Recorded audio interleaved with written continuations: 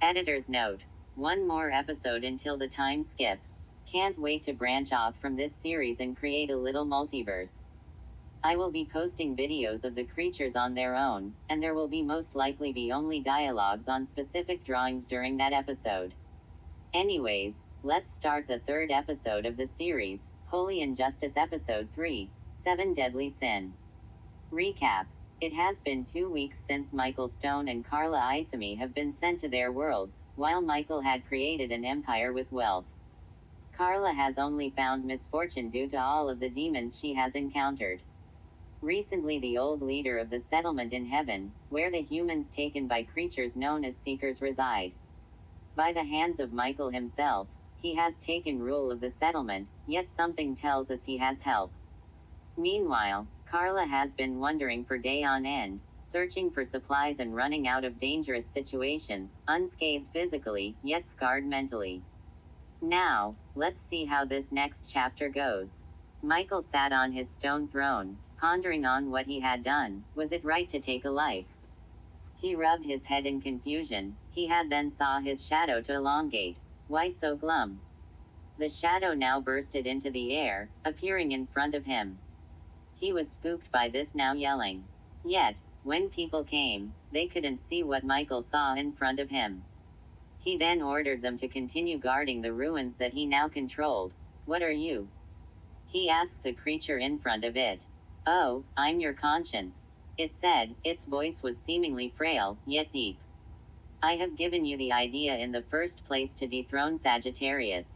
It now shifted behind him, and I've now appeared to you to be your advisor in your rulership. After those words, Michael has smiled. So, conscience, what do you advise me to do? The creature smiled, now simply saying, begin the revolution of the settlement, make this the true era of the settlement. Its smile seemed to creep up as Michael nodded in agreement. He then snapped his fingers to bring in his guards. Begin to harvest the minerals in the earth, we must monopolize this. The guards had then set out to get workers to work in the mines. I'll be back soon, my liege. With that, Michael's shadow had returned. Editor's note. Now you know why Michael has done this in the first place. After the time skip, who this shadow guy is will be revealed, but for now, he is absolutely hidden until then. I hope you like the finished product.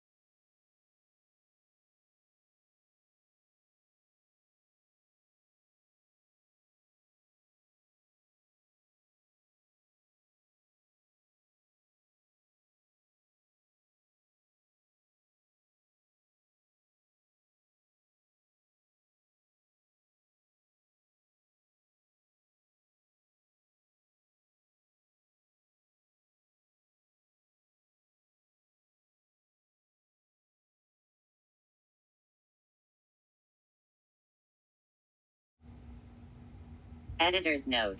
I was going to draw a major villain in this episode, but chose not to specifically because I think I'm going to draw them in a later episode. Either that or I'll draw them during the time skip break. Anyways, Carla has finally left the middle lands of the underworld in this chapter. Let's see if she has the power to defeat the circus. Carla 2 days ago had seen dim lights from the east side of the underworld she now lived in. It took her 2 days to now see a large mountain with lights dancing on the peak of it. She had chosen to climb it, now seeing a carnival grounds. Lesser Demodons were seemingly domesticated here, seemingly like normal humans, walking on all fours. As the large circus tent had no opened, Demodons flocked inside. A sign read in some gibberish was on the side of the circus tent. Carla has walked in, not knowing what she was getting into. She had taken a solitude spot, away from the lesser Demodons incident they try and attack her. Rising from the ground a 4-foot man had appeared, doing a few magic tricks before pulling out a deflated ball.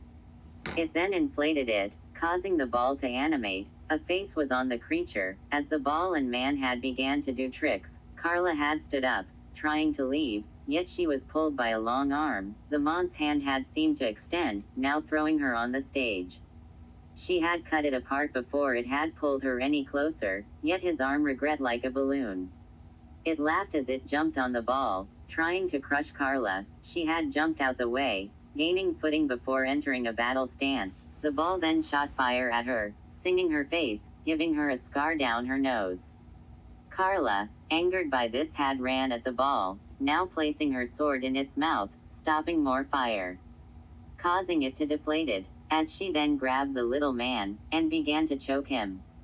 She then decapitated the man, dropping his body on the ground, before flinging it into the water below. The Demodons were shocked by this, now running out of the tent. As a shriek was heard from outside, she jumped onto the seats, now checking outside to see a giant worm towering over the mountain. Final editor's note. As I said before, I hadn't drawn one of the main villains, but I did the next best thing and cameo them in this episode. I hope you like this video, and I'll see you next Saturday for the time skip video.